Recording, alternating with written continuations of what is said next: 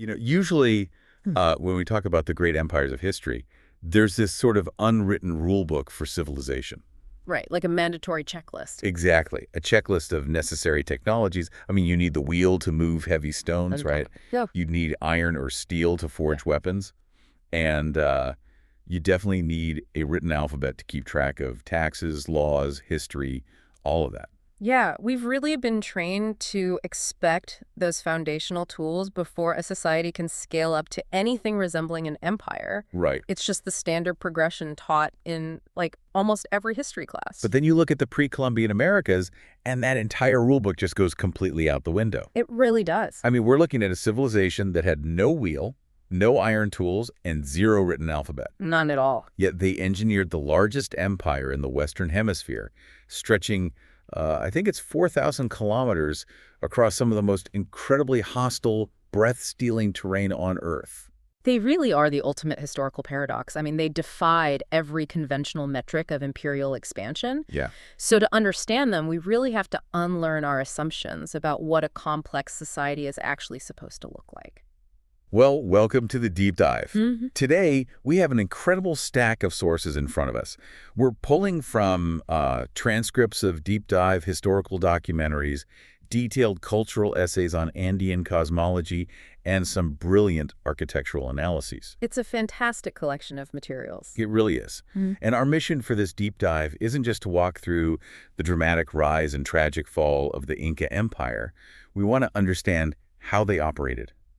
How they thought, how they engineered, and how they actually survived in the clouds. And honestly, the timing of their peak is fascinating. So, okay, let's unpack this. I want to take you, the listener, back to the year 1500. Setting the scene. Yeah. Over in Europe, the Renaissance is in full swing, and the painter Botticelli is terrified because he believes the half millennium marks the biblical end of the world. Right, he's having a total crisis. Exactly. He's painting these frantic, apocalyptic visions. But the irony is, while Europeans were terrified of their own imagined apocalypse, they were completely unaware that they were about to become the literal apocalypse for a massive empire on the exact opposite side of the globe. It's such a chilling juxtaposition, but, before we get to that collision, we have to understand the crucible that forged the Inca. The environment. Exactly. We have to look at the Andes Mountains. Yeah. Because the geography there is just defined by absolute extremes. Biblical. To the east, you have these towering, jagged peaks reaching 22,000 feet into the sky, and they plunge straight down into the impenetrable Amazon rainforest. And then to the west, you have the Atacama Desert, which is literally the driest place on Earth. I mean, some weather stations there have never recorded a single drop of rain. Looking at these sources, I mean, trying to build an empire there sounds like trying to farm on a 20,000-foot staircase. That's a great way to put it. There's barely any flat, fertile land. But what I found staggering in our reading is that humans were conquering this landscape way before the Inca even existed. Oh, absolutely. There was this precursor group, the Caral-Supe, and they were building complex societies at the exact same time the ancient Egyptians were building the pyramids. Mind-blowing. Right. Only the Caral-Supe didn't even have pottery. They were carrying their water around in, hollowed-out gourds. Yeah, the Inca were actually latecomers to the Andes. They inherited a landscape that was already shaped by brilliant predecessor cultures. Right. The Wari and the Tiwanaku. Exactly. The Waris were master terrace builders, carving these huge agricultural steps into the mountainsides. And the Tiwanaku laid early foundations for high-altitude survival. Because you had to, right? Yeah, because the environment was so punishing. Survival demanded this ingenious strategy known as the vertical archipelago. I was reading about this vertical archipelago concept. It's so clever. Because you can't grow everything you need in one place, Andean societies essentially stacked their farming zones vertically up the mountainside. Like a layered cake of agriculture. Yes. Down in the warm, low coastal valleys, they grew cotton and chilies. Higher up in the middle, they grew maize. Right. And then way up in the freezing, high-altitude Puna zone, above 10,000 feet, they grew frost-resistant potatoes and grazed their herds. It was basically a masterclass in risk management. How so? Well, think about it.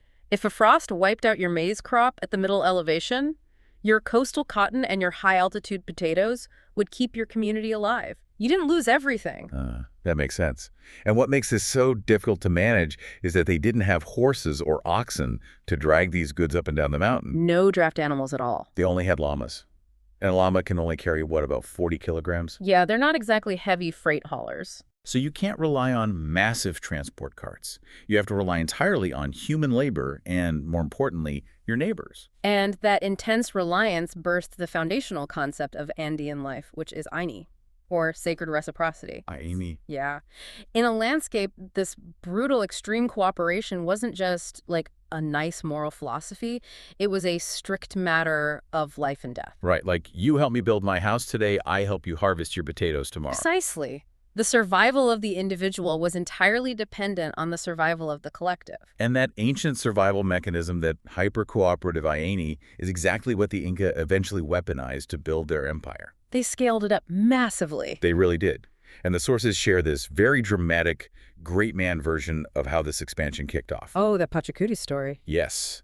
So, early 15th century, the Inca are just this small, relatively unremarkable kingdom centered around a town called Cusco. Suddenly, a fierce rival group called the Chanca attacks. And it looks bad for the Inca. Really bad. The Inca king, Viracocha, basically turns tail and flees the city with his chosen heir. He just gives up. He completely abandoned his people to save himself. But his younger son refuses to run. He stays, he rallies the panicked defenders, and against all odds, he actually repels the Chanca invasion. It's an incredible underdog story. And the victory is so monumental that he takes a new name, Pachacuti, which translates to Earthshaker, or he who overturns space and time. He certainly lived up to the name. I mean, he changed everything. Pachacuti and his successors, his son, Topa Inca Yupanqui, and his grandson, Huayna Capac, they fundamentally reorganized human life across the Andes. Into this massive empire. Exactly. An empire they call Tawantinsuyu, or the Four Regions, and they implemented a system that completely defies Western economic logic. There was no money, and there was no private property. That's the part that is just so hard to wrap your head around. Instead of paying taxes with coins, citizens paid their taxes in labor. The Mituda system. Right, the mita. Imagine you're a farmer in the Andes. You don't hand over a portion of your harvest as tax. Instead, you might spend a few months a year conscripted to build a suspension bridge, or serve in the army, or farm state-owned lands. And in exchange, the state provided everything you needed to survive. They built thousands of massive stone storehouses, called colcas, just clinging to the sides of the mountains. Yeah, the logistics of that are wild. And they were filled to the brim with naturally freeze-dried potatoes, corn, textiles, sandals, everything. The state essentially served as a massive insurance policy. If a localized famine hit, the empire opened the storehouses. You worked for the empire, and the empire kept you fed. Okay, I have to push back on this, though, because the sources sometimes frame this as a perfectly functioning socialist utopia. I know exactly where you're going with this. Right, because a state where you own absolutely nothing, have no currency, and owe months of hard labor to an emperor viewed as a literal god, that sounds less like a utopia and more like a totalitarian labor camp. And that is the crucial, darker reality of the Mita. It was highly coercive. I mean, the Inca state dictated where you lived, what you wore, even who you married. Wow, really? Oh, yeah. And if a recently conquered territory was deemed rebellious, the Inca would forcefully uproot entire populations, moving them hundreds of miles away just to break their ties to their homeland. That's horrifying. It was a brutal method of imperial control. So while the state did prevent starvation, it did so by demanding total, unquestioning submission. Which honestly makes their eventual downfall make a lot more sense. But purely from a logistical standpoint, I still have a massive hang-up here. The paperwork problem. Yes. If they're running an empire of 10 to 12 million people, organizing massive labor drafts, relocating whole populations, and tracking millions of pounds of food, but they have no written alphabet? How did this not instantly collapse into sheer bureaucratic chaos? Well, what's fascinating here is they solved the problem of data management by completely bypassing a two-dimensional written alphabet. They recorded information in 3 dimensions. Using the EFDPU. The quipu, exactly. The talking knots. It's just brilliant. It really is. The quipu was a highly complex system of knotted, colored strings. The main chord held pendant chords, and sometimes those held secondary chords. Like a physical tree of data. Exactly. By altering the color of the string, the type of knot, and the knot's position on the string, an army of specialized accountants called quipucamayaks could record a staggering amount of data. It was essentially a physical, 3-dimensional spreadsheet system made entirely of wool and cotton. Picture holding one of these. Yeah. The knots at the bottom might represent single units. The knots above them represent tens, the ones above that represent hundreds. A base 10 system. Right. And the colors indicate what commodity you're actually counting. So maybe red string for weapons, yellow string for gold, white string for alpaca wool. It's just an entirely different way of encoding the world. And they applied that exact same level of intricate organization to the universe itself. The sources emphasize that the Inca believed they had to organize the cosmos to keep the physical world from falling apart. Everything was connected. Deeply connected. Their cosmology viewed the universe as a living, three-tiered system. You had the Hanan Pacha, the upper world of the sun, the moon, and the stars, which was symbolized by the condor. Okay. Then the K Pacha, the middle world where humans and animals live, represented by the puma. And finally, the Uku Pacha, the underworld of the ancestors and the seeds, symbolized by the snake. And their astronomy really reflects this deep connection to their specific environment. Like when Western astronomers look up, they usually play connect the dots with the bright stars, right? Right, the Greek constellations. Exactly. But the Inca, observing the Milky Way, which they called Mayu, or the Celestial River, they looked at the dark spaces instead. The interstellar dust clouds. Yeah. Because they lived in the southern hemisphere, those dust clouds blocking the starlight are incredibly prominent. So they saw these dark silhouettes as animal spirits. Like Yakana. Yes. The most famous is Yakana the llama, this massive dark constellation. Yeah. And they believed this celestial llama was actively protecting their physical herds down on Earth. The sky was a literal mirror of the earth. And because both the earth and sky were sacred, their physical interventions in the landscape, like their engineering, were deeply reverent. They didn't seek to flatten the mountains to build their cities, They built with the mountains. You see this perfectly in their ashlar masonry. I mean, if you've ever seen a photo of Machu Picchu or the fortress of Sacsayhuaman, you know these walls. Those iconic jigsaw puzzle stones. Exactly. They were moving stones that weighed up to 200 tons. And remember, they had no wheels and no draft animals. Just human muscle, ropes, and log rollers. Which is crazy enough. Yeah. But the cutting is the most impressive part. They shaped these gigantic, multi-angled stones so perfectly that they fit together without a single drop of mortar. You literally cannot fit a sewing pin between the joints. And it appears to be just an aesthetic choice, but it is actually highly advanced seismic engineering. Because of the earthquakes. Right. The Andes sits directly on the Pacific Ring of Fire. The region is incredibly prone to devastating earthquakes. So the Inca designed their buildings with trapezoidal doors and windows, and they cut those massive mortarless stones to be precisely interlocking. So they can move. Exactly. During a massive earthquake, these stones are designed to move. They jitter and dance in place, absorbing the seismic shock. And when the shaking stops, they resettle perfectly back into their original position. They engineered entire cities to dance with earthquakes. It's just a brilliant adaptation. Absolutely. But sadly, all the seismic engineering and social cohesion in the world couldn't protect them from an invisible enemy. One that arrived before the Europeans even showed their faces. Yeah, the collision of these two worlds begins with the microscopic vanguard. Around the year 1528, the empire is at its absolute peak. The emperor, Huayna Capac, is campaigning deep in the northern jungles. He contracts this mysterious, horrifying new fever and dies within days. It was devastating. And then his designated heir catches it and dies shortly after. It was smallpox. The disease had actually traveled down the continent through indigenous trade networks far faster than the Spanish explorers who originally brought it to the Americas. And the indigenous population had zero immunity, so it just ravaged them. Politically, the sudden death of the emperor and his heir plunged the Inca into a devastating civil war. The worst possible timing. Truly. Two half-brothers claimed the throne. You had Huasca, who held the traditional capital of Cusco in the south, and Atahualpa, who commanded the battle-hardened armies up in the north. And that civil war drained the empire of its strength, its resources, and its unity.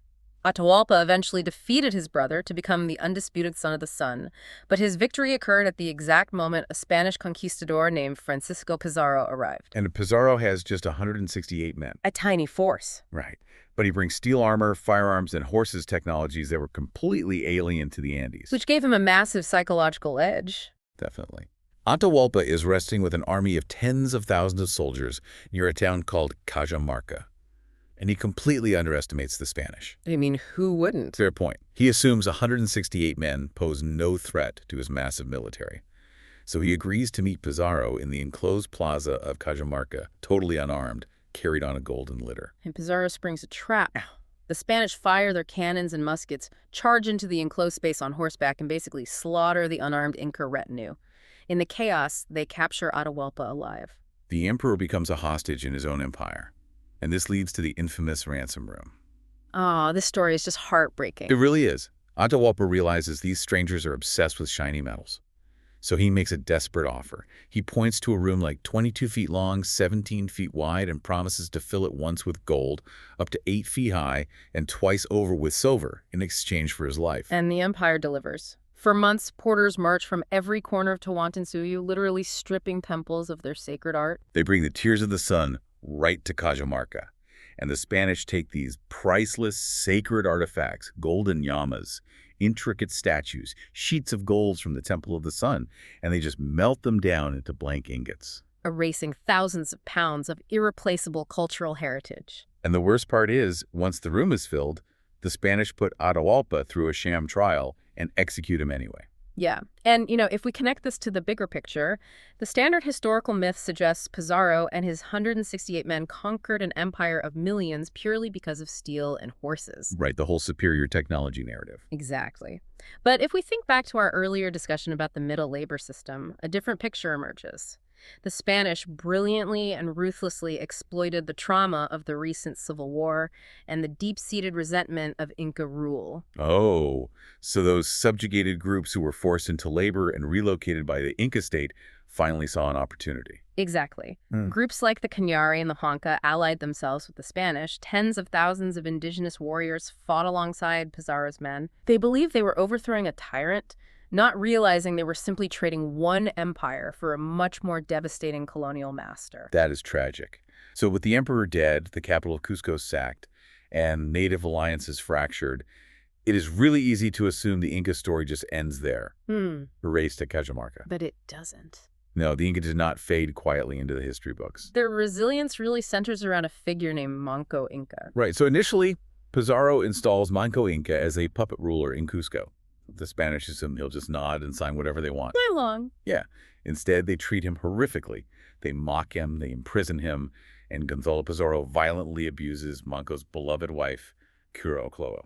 And it pushes Manco past the breaking point. He realizes the Spanish are not partners or simply a new elite class. Yeah. They are occupiers intent on total subjugation. So Manco plans a brilliant escape. He vanishes into the mountains and sends out a call to the fractured remnants of his empire.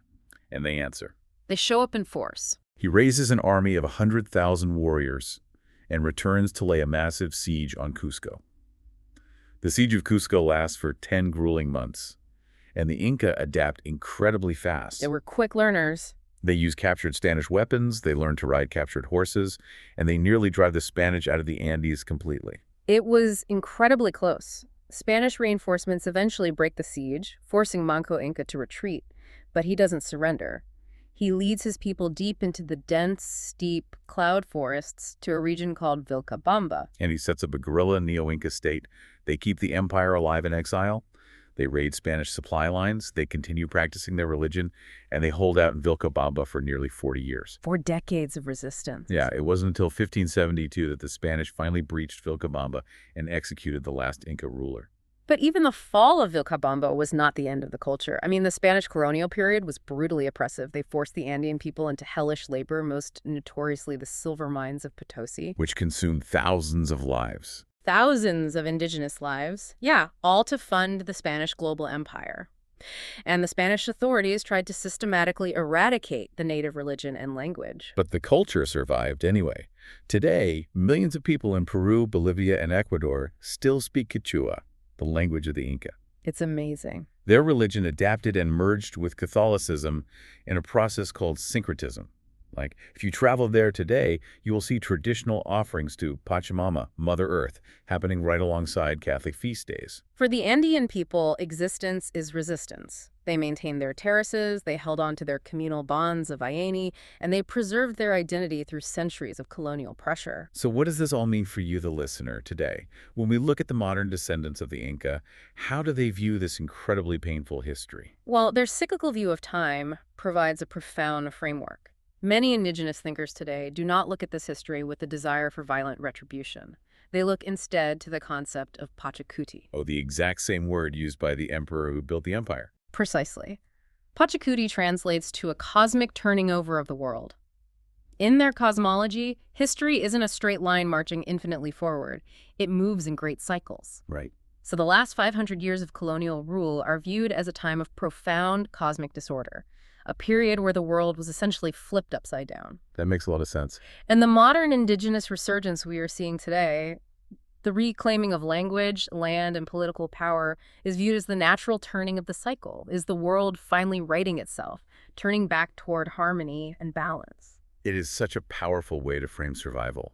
We started this deep dive talking about a civilization that defied the historical rulebook. From a small tribe in a valley, they engineered a 4,000-kilometer empire across the harshest mountains on Earth. A true marvel. They danced with earthquakes, they fed millions from stone storehouses, and when their world was shattered by disease and steel, they just refused to be forgotten. Their legacy is written into the very mountains they revered. And speaking of how things are written, I want to leave you with one final, lingering thought from our sources. Okay. We talk about how the Inca didn't have a written alphabet, relying instead on those complex, knotted string quipus. The talking knots. Right.